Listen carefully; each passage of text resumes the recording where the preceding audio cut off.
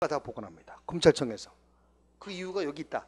알죠? 완전 손 떼고 완전 검사가 넘어갑니다. 자, 이쪽에서는요, 영장이 필요할 때 영장을 법원이 발부합니다. 이쪽에서 애를 잡아다가 콩밥 줄 때는 형 집행장이 필요하거든요. 형 집행장은 누가 발부합니까? 법원이 발부합니까? 검사가 발부합니까? 검사가 직접 발부합니다. 아저 손 완전 떼니까 법원은 손 떼고 누구한테 넘어간다고요? 검사한테 넘어간다. 근데 2년 징역형이 확정이 됐다고 아까 말씀드렸죠. 그러면 2년 콩밥을 줍니다. 검사가 줍니다. 검사의 지휘를 교도관이 준다는 논리가 됩니다. 자, 근데 확정이 돼가지고요, 이제 2년만 콩밥 먹으면 된다. 자, 피고인 입장에서는 이렇게 마음이 좀 한켠으로 안 좋을 수도 있지만 마음이 오히려 평화로울 수도 있죠. 이제 다 끝났으니까 뭐 2년 동안 콩밥 먹고 나와서 새 삶을 살자, 이렇게 마음 먹고 2년 동안 콩밥 먹으려고 준비를 했더니 갑자기 재판이 또 열려요. 재판이 또 열리더니 갑자기 사형을 시켜요. 이거 좀 문제가 되지 않나요? 이미 다 확정이 되었다, 재판이 끝났다면 뒤에 가서 또 재판이 열리면 안 되잖아요. 그렇죠? 또 재판이 열리면 되겠습니까? 거꾸로 만약에 무죄 확정됐다, 무죄 확정되었다고 동네방네 다 소문내고 나갔는데 갑자기 재판부가 또 한 번 재판을 뒤에서 진행하더니 막 또 5년 징역형 때리고 4년 징역형 때리면 이것도 문제가 되잖아요. 그래서 재판이 확정되면 다시는 재판을 또 진행할 수 없도록 강력한 힘을 줍니다. 이 힘을 전문용어로 일사부재리 또는 기판력이라고 해요. 기판력. 들어봤어요? 기판력? 들어봤어요? 일사부재리? 기판력. 기판력이라는 게 한자로 쓰면, 한문으로 쓰면, 자, 이게 무슨 자죠? 무슨 기자예요? 임의기자, 기성복, 뭐 이런 것들 있잖아요. 뭐 이런 게 있잖아요. 그 다음에 기판, 이미 판결했다. 그래서 이걸 기판력. 기판력 때문에 다시는 다툴 수 없습니다. 확정되면 뭐가 발생한다고요? 기판력. 기판력을 우리가 다른 표현으로 일사부재리. 한 번 확정된 사건은 다시는 재론하지 말라. 한 번 확정된 사건 다시는 재론하지 말라. 다시 심리하지 말라. 이게 일사부재리입니다. 따라 확정되면 강력한 기판력을 줍니다. 강력한 일사부재리 효력이 있습니다. 다시는 다툴 수 없다고요. 다툴 수가 없다고요. 무조건 그대로 간다.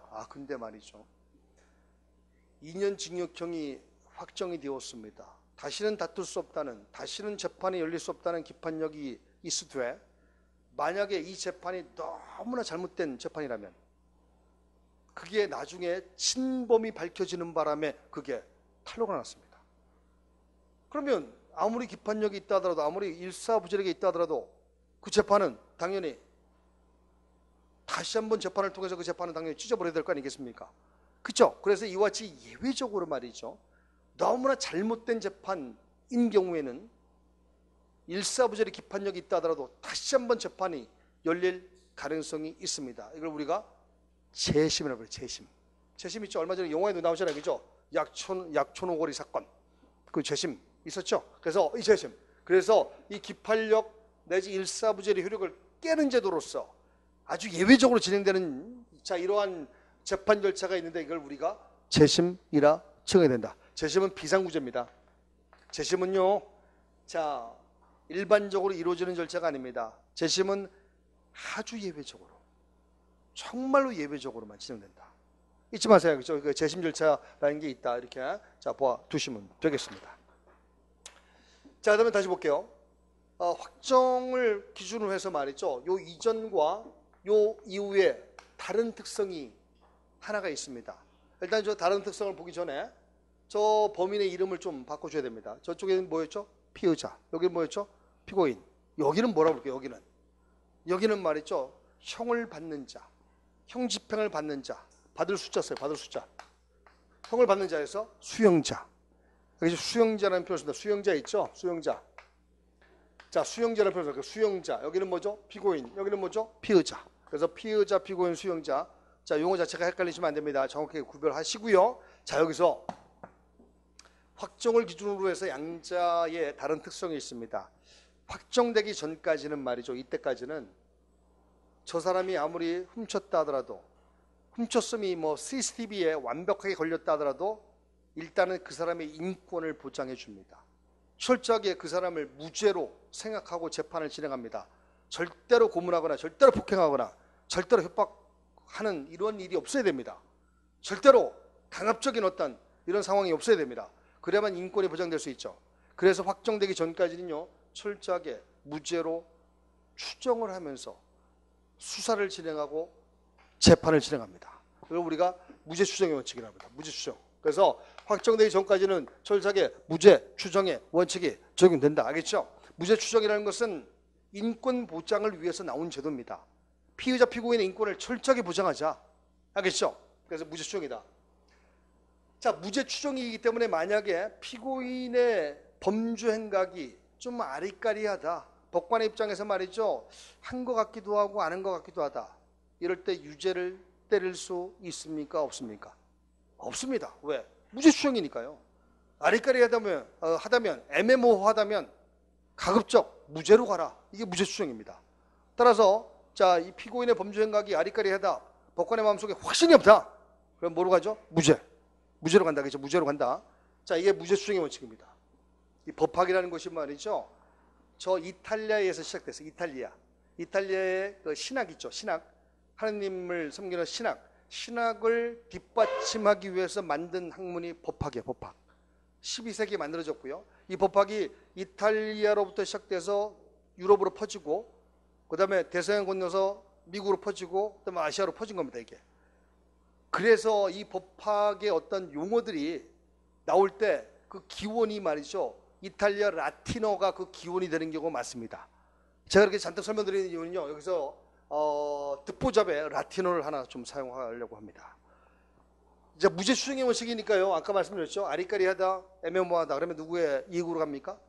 무죄로 간다. 무죄라면 누구의 이익입니까? 피고인의 이익이죠. 그래서 아리까리하다면, 의심스럽다면 피고인의 이익으로 갑니다. 의심스러울 때는 피고인의 이익으로 앞으로 우리가 많이 사용할 겁니다. 이거를 라틴어를 사용하면 자, 이런 용어를 사용합니다. 이거 우리 대법원 판례가 사용하고 있는 용어니까 여러분들 알아두셔야 됩니다. in dubio pro reo. 자, 이거 외워두셔야 돼요. in dubio pro reo 알겠죠? in dubio pro reo 원칙이다. 자, 우리나라 말로 하면 의심스러울 때는 피고인의 이익으로. 알겠죠? in dubio pro reo. 자, 이 표현 잊지 마세요. 그래서 다시 한번 말씀드리면 철저하게 확정되기 전까지는 철저하게 무죄 추정되니까요. 아리까리하다면 피고인의 이익으로 갈 수밖에 없다. 이걸 라틴어를 사용하면 뭐라 부른다고요? in dubio pro reo 원칙. 이렇게 추가하게 된다. 그렇죠? 자, 근데 만약에 여기서 유죄가 확정되었어요.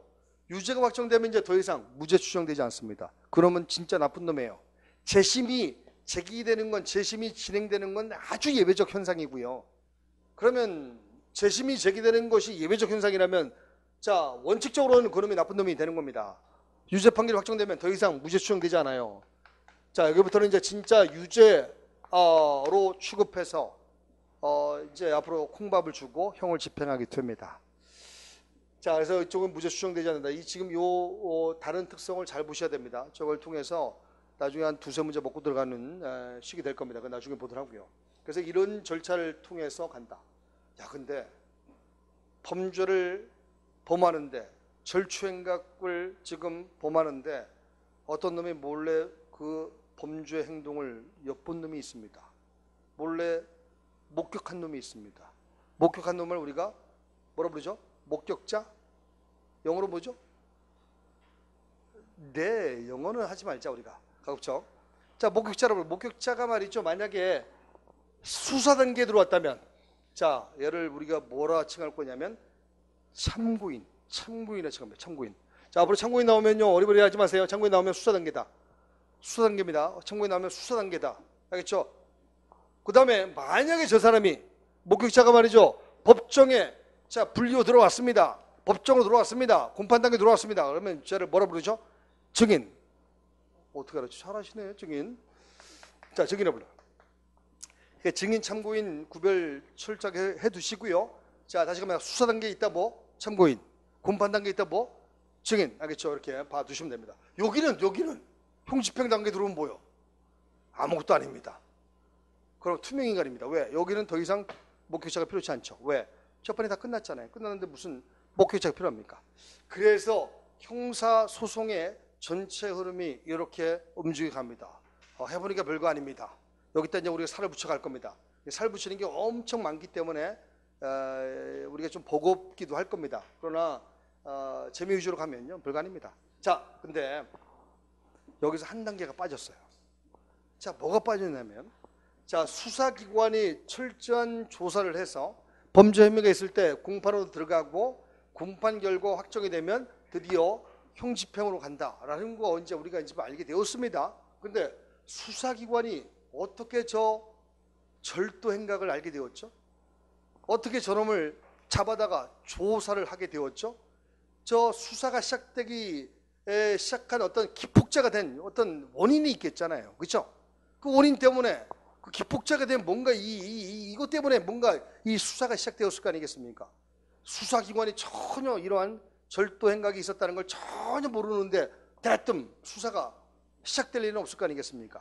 그래서 수사 이전 단계에 수사의 기폭제가 된, 수사의 발단이 된 뭔가가 있을 것이다.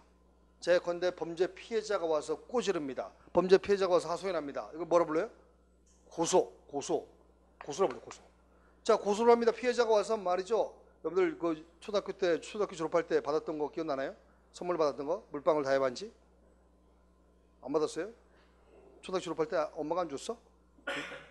서민들만 있나요? 초등학교 졸업할 때 벤치 하나 받고 중학교 때 졸업할 때 뭐 이런 거 안 받았어요? 예, 서민들은 없나 봐요, 그게. 그래서 물방울 다해 반지를 훔쳤다 해서 피해자가 말이죠. 물방울 다해 반지가 흔한 겁니까? 피해자가 와서 아우성 치고 있습니다. 자, 물방울 다해 반지를 이제 앞으로 제가 줄여서 물다라고 물다 있죠, 물다가 아무나 있는 게 아니니까 피해자가 자 절도다 하면 피해자가 와서 하소연합니다. 물다를 좀 찾아달라. 초등학교 때 졸업 선물인데 이거 엄마의 손때가 묻은 건데 좀 찾아달라 이렇게 하소연합니다. 이걸 고소라 불러요. 자, 고소를 딱 들으면 수사기관이 고소를 딱 들으면 아, 이런 범죄가 있구나라고 인식이 되고요. 인식을 했을 때 진짜 물다를 훔친 겁니까? 라는 것을 조사하게 되죠. 이걸 뭐라 불러요? 수사. 저 고소라는 것이 바로 수사의 기폭제가 된, 수사의 발달이 된 것이죠. 자, 이번에는 말이죠. 일반 제3자가 신고한다? 고발은 제3자가 와서 꼬지는 겁니다. 아니면 범인 스스로요. 자기가 뉘우쳐갖고요. 지발로 수사관세에 걸어온다. 이거 뭐라 부르죠? 자수도 마찬가지고요. 이런 것들. 자, 이런 것들이 바로 기폭제가 되는 겁니다. 고소, 고발, 자수. 야, 근데 여기 메가빌딩이에요? 한 2년 전인가요? 변사체가 하나 발견됐어요. 변사체가 발견됐는데 변사체 막 칼에 찍히는 적이 막 이리저리 막 너무나 막 흥건해요. 그럼 어떻게 해요? 변사체 검시를 누가 하겠죠? 누군가 와서 변사체 검시를 하고 딱 봤더니 칼에 찍히는 적이 있다? 자상의 흔적이라고 부르는데 자상의 흔적이 있다면 이거 범죄로 인한 사망의 의심이 있죠. 그러면 범죄를 포착하게 됐죠. 그럼 본격적으로 조사로 들어갑니다. 조사할 때 지문도 채취하고 그 다음에 또 기타 뭐 여러 가지 뭐 족적 뭐 여러 가지 뭐 채취하게 되죠. 이런 것들의 조사 방법을 이제 수사라 부르는데 그 변사체 검시도 수사의 발달이 된 그 원인이 되었죠. 그래서 변사체 검시 이쪽에 들어요. 변사체 검시라 부르는데 자, 이것도 여기더라고요. 그 다음에 이제 여러분들 이제 경찰 되면 말이죠. 대면이라고 하면 안 되죠. 경찰 될 거니까요. 자, 내년에 경찰 됐을 때 말이죠. 이제 자, 일정한 보안을 요하는 장소에 여러분들이 순찰을 둘 때가 있습니다. 패트롤. 순찰 둘다가 만약에 행동거지가 이상한 놈이 있다. 행동거지가 이상한 놈이 누구냐면 수업 시간에 핸드폰 보는 사람입니다. 누가 볼까요? 정작 본인은 몰라. 핸드폰 본인은. 자, 핸드폰 보지 마세요 좀. 좀 싸대기 때려봐. 거기서 때려봐. 여러분들 가족들 생각하자. 가족들이 뭐 엄마 아빠가요. 여러분들 여기 돈 대주는 거 쉽지 않아요. 진짜. 요즘 같으면 더욱더 쉽지 않습니다. 엄마가 이 시간에 어딘가에서 식당에서 알바로 설거지할 수도 있다. 엄마 전화할 때 엄마 전화 안 받죠. 그래도 엄마가 설거지할 수도 있습니다. 얼마나 힘들까요? 여러분들이 혼자만의 몸이 아닙니다. 정말 열심히 해야 됩니다. 열심히 하고 그래야지 여러분들이 여기서 벗어나잖아요. 그리고 또 가족들을 한번 살려보자. 내 자신도 살려보고. 언제까지 여기 초라하게 이 모양이 이꼴로 여기 앉아있을 겁니까? 하는 때 화끈하게 해야죠. 핸드폰 보지 말자고 좀 내려놔 좀. 자, 여기 볼게요. 그래서 변사체 검시도 있고요. 그 다음에 패트롤, 순찰 돌다가 말이에요. 행동거지가 이상한 놈 왔을 때, 자, 이상한 놈 정지시켜 질문조사하다가 범죄 혐의를 포착할 때가 있습니다. 자, 이걸 우리가 불신검문이라고 합니다. 불신검문. 경찰관 직무집행법에 있을 거고요. 자, 이 불신검문을 통해서 또 이렇게 자, 수사의 발단이 되는 경우가 있습니다. 그래서 이런 것들이 말이죠. 수사의 발단이 되는, 수사의 기폭제가 되는 것들입니다. 자, 저러한 것들이 있기에 수사가 시작되었지 않겠습니까? 결국 우리가 수사의 단서가 되었다라고 표현하고요. 자, 앞으로 이걸 충칭해서 포괄적으로 충칭해서 우리가 이걸 내사라고 부르기로 합니다. 알겠죠? 내사. 내사는 수사입니까 아닙니까?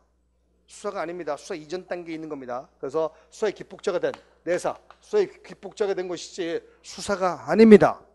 수사 이전 단계에 있는 것이다. 알겠죠? 내사. 내사를 거쳐서 다음에 수사 들어갑니다. 저 범인이 말이죠. 저 범인이 있죠. 범죄를 범한 놈인 범인이 만약에 내사 단계에 들어왔다. 내사 단계에 여기 들어오면 저 범인을 우리가 뭐라고 칭할 거냐면 내사를 받고 있다 해서 피내사자 또는 용의자라고 표현할 겁니다. 그래서 여기에 피내사자, 용의자. 자, 용의자, 피내사자 나오면 어딘가 알아먹고요. 용의자와 피의자는 같은 개념이에요? 다른 개념이에요? 다른 개념이다. 알겠죠? 용의자, 피의자는 분명히 다른 개념이 됩니다. 피의자는 여기 있는 놈이고 용의자는 저쪽에 있는 놈이고 알겠죠? 다른 개념이다 이렇게 보면 되고요. 그 다음에 자, 내사 단계에서 범죄 혐의를 포착하면 이걸 우리가 범죄 혐의를 인지했다는 표현을 전문용어로 인지했다. 인지를 하면 포착했으면 이제 수사가 시작이 됩니다. 이때 수사를 하게 되면요. 잠복 근무도 해야 되고요. 먼 장거리도 뛰어야 되고요. 그럼 기름값도 들고 잠복 근무할 때 뭐 빵값도 들잖아요. 비용 처리해야 됩니다. 비용 처리. 비용 처리하려면 공식적인 처리가 필요하다고요. 그래서 이거를 기록이 남깁니다. 수사를 시작했다는 기록을 남깁니다. 이게 범죄 인지 보고서 또는 범죄 인지서를 작성합니다. 이럴 때 그걸 우리가 뭐라고 하냐면 건수를 세웠다 해서 이 건은 북에 남기는 부킹하는 거죠. 부킹. 뭐 나이트 클럽이 아니라 부킹. 북에 남기는 기록에 남긴다는 부킹이라고 불러요. 그래서 이 부킹을 합니다. 부킹을 하면 드디어 수사가 시작된다. 알겠죠? 그래서 내사와 수사를 구별하는 기준점은 뭐라고요? 인지 이건입니다. 자, 요거를 기준으로 해서 또 양자가 이렇게 나누어집니다. 자, 내사와 수사의 다른 특성이 또 나오게 됩니다. 자, 이쪽에 있죠. 수사 단계 들어오면 이제 본격적으로 공권력이 투입됩니다. 우리의 경찰력이 투입됩니다. 본격적으로. 그래서 이 이후에는 공권력이 투입됩니다. 공권력이 투입된다. 그렇다면 거꾸로 말이죠. 수사가 시작되기 전에 끝났다. 입건되기 전에 끝났다. 이걸 우리가 내사 종결로 끝났다라고 표현합니다. 내사 종결 처분으로 끝나면 수사가 시작되었습니까? 시작되지 않았습니까? 수사가 시작되지 않았다. 그렇죠? 수사가 시작되지 않았다. 이전에 끝났다. 이걸 내사 종결을 부르고 이때는 공권력의 투입이 없습니다. 아직 공권력의 투입이 있다가 마른 겁니다. 공권력의 투입이 있다 없다는 또 상당한 효과상의 차이가 있습니다. 나중에 뭐 헌법 소원 제기할 수 있느냐, 뭐 재정 신청할 수 있느냐 여부를 따질 때 저는 공권력의 투입이 없기 때문에 안 됩니다. 안 됩니다. 그래서 자, 공권력의 투입이 있다 없다. 저는 다른 특성이 있다는 거 봐두시면 됩니다. 따져볼게요. 인지나 이권을 통해서 내사에서 수사로 이관된다. 내사하고 수사의 구별, 다른 특성 다시 확인해 두시고, 그 다음에 수사 결과 범죄 혐의가 있다라고 사료될 때는, 생각될 때는 수사기관이 독자적으로 형벌을 때릴 수 없기 때문에 공소제기를 통해서 사건을 법원으로 넘깁니다. 이게 바로 공판이다. 알겠죠? 자, 공판 단계 들어온 놈을 우리가 피고인이라고 부른다. 피고인. 1심, 2심, 3심이 진행된다. 이때 저 수사와 공판과는 확연히 다른 특성이 있다. 수사는 비공개, 공판은 공개. 알겠죠? 잘 보시고요. 그 다음에 이제 여기서 3심까지 다 진행되어서 확정되면 형 집행으로 한다. 형 집행 누가 한다고요? 검사가 한다. 자, 이렇게 받으시면 되고 저쪽까지는 무죄 추정이고 만약에 유죄 판결이 확정된 이후라면 더 이상 무죄 추정되지 않습니다. 알겠죠? 이렇게 봐두시면 됩니다. 그래서 이게 전체적으로 우리가 형사소송 전체를 다 본 겁니다. 전체적으로 다 본 것이고요. 이거를 초심자분들께서는 완벽하게 암기를 하셔야 됩니다. 자, 근데 암기는 말이죠. 이해하지 않으면 암기가 안 됩니다. 이해한 다음에 암기. 암기는 또 반복해서 오는 거고요. 또 보고. 잊혀질만 하면 또 보고. 그래서 암기를 할 수 있도록 하고요. 그 교과서 맨 앞에 그 개관도 있죠. 개관도를 가지고 머릿속에 딱딱 익혀두시고요. 자, 여기다 이제 살을 본격적으로 붙이는 건 나중에 할 거고요. 자, 이거 머릿속에 익혀두시고, 그 다음에 이제 우리가 형사소송법을 하나씩 논해 갈 텐데, 이거 하기 전에 이거 말고 기초 개념을 하나 더 잡을 게 있습니다. 이 기초 개념을 모르면요, 절대 앞에 있는 형사소송법 내용을 우리가 이해할 수가 없어요. 그래서 기초 개념 하나만 더 잡고 가자 있죠.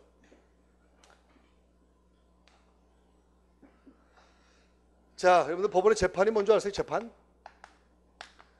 재판이라는 것은 법원이 일정한 사건에 대해서, 일정한 신청에 대해서, 일정한 청구에 대해서 판단한다. 그래서 이것이 판단이 뭐 옳다 그르다 이런 판단을 우리가 법원의 재판이라 부른다. 뭐 신청했을 때, 뭐 진술했을 때, 뭐 공소제기했을 때, 뭐 청구했을 때 이럴 때 이걸 받아줄까 말까. 자, 이것에 대해서 법원이 결론을 내린다. 이걸 재판이라 불러요. 재판. 근데 재판은 여러 가지 종류가 있습니다. 이 재판의 종류를 우리가 지금 좀 나눠보자. 왜냐하면 이게 1페이지는 아니고요. 14페이지부터 나와요. 이게 계속 재판이. 그래서 우리가 이거